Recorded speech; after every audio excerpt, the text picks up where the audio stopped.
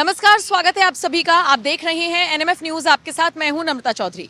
दिल्ली की 70 विधानसभा सीटों पर रुझान तो लगभग क्लियर हो गया है और ये रुझान नतीजों में भी इसी तरीके से तब्दील होगा या नहीं, ये देखने वाली बात होगी। लेकिन अगर नतीजे बीजेपी के पक्ष में रहते हैं तो कौन से वो 3 बड़े चेहरे हैं जिनको मुख्यमंत्री पद का दावेदार माना जा रहा है, यानी कि 3 वो बड़े चेहरे जो इस रेस में आगे दौड़ते हुए नजर आ रहे हैं। हालांकि एनएमएफ न्यूज पुष्टि तो नहीं करता कि इन्हीं में से कोई एक मुख्यमंत्री हो सकता है, लेकिन हाँ, सोशल मीडिया पर लोग कयास लगा रहे हैं इनके पॉलिटिकल बैकग्राउंड को देखकर, लोगों के बीच, जनता के बीच इनके कामकाज को देखकर और जिस तरीके से रुझान नतीजों में तब्दील होते हुए नजर आ रहे हैं, उन सारी चीजों को देखते हुए।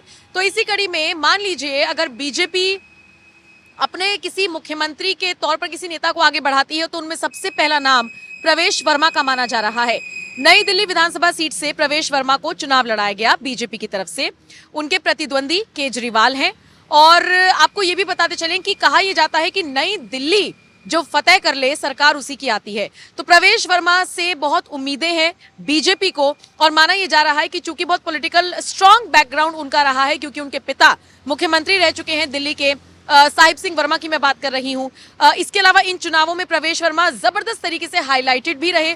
उन्हें प्रेजेंट बीजेपी की तरफ से सीएम फेस के तौर पर तो नहीं, लेकिन हाँ, सबसे बड़े नेता के तौर पर जरूर किया गया। फिर उनकी बेटी को आपने सुना होगा, उसने यूथ को पूरा मैसेज दिया। तो कहीं ना कहीं हर एक तबका प्रवेश वर्मा से खुद को कनेक्ट करता हुआ नजर आया। इसी कड़ी में एक दूसरा नाम आता है दुष्यंत गौतम का। दुष्यंत कुमार गौतम को बीजेपी मुख्यमंत्री बना सकती है अगर बीजेपी चुनाव जीतती है तो।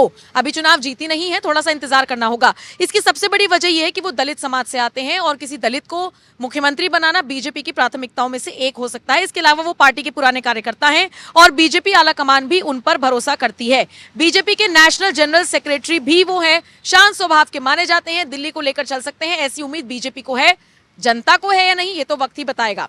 अच्छा, इसी कड़ी में तीसरा नाम विजेंद्र गुप्ता का भी सामने आ रहा है, जो कि दिल्ली विधानसभा में नेता प्रतिपक्ष की भूमिका तो निभा चुके ही हैं, साथ ही साथ कई मोर्चों पर वो अपनी बात रखते हुए नजर आते हैं। ये 3 नेता हैं जो प्रमुख तौर पर इस रेस में आगे बढ़ रहे हैं। लेकिन चौथा नाम कपिल मिश्रा का भी नहीं भूला जाना चाहिए, जो हिंदुत्व की विचारधारा को सबसे प्रबल तरीके से आगे बढ़ाते हुए नजर आते हैं। तो मोटे मोटे तौर पर ये 3-4 नेता हैं जिनको माना जा रहा है कि मुख्यमंत्री पद की रेस में ये आगे बढ़ सकते हैं अगर बीजेपी चुनाव जीतती है तो। लेकिन इनमें सबसे जो बड़ा नाम और सबसे ये कह लीजिए रेस में आगे दौड़ता हुआ अगर कोई नजर आ रहा है तो वो प्रवेश वर्मा है।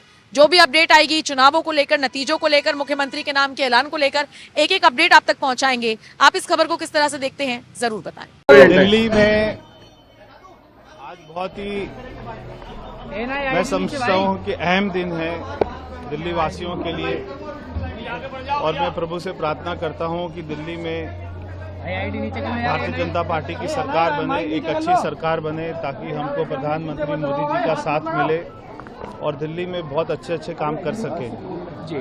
तो अभी थोड़ी देर में आपसे बात करेंगे बाकी की। सर, अभी आप क्या कुछ प्रोग्राम रहने वाला है, काउंटिंग सेंटर जाएंगे?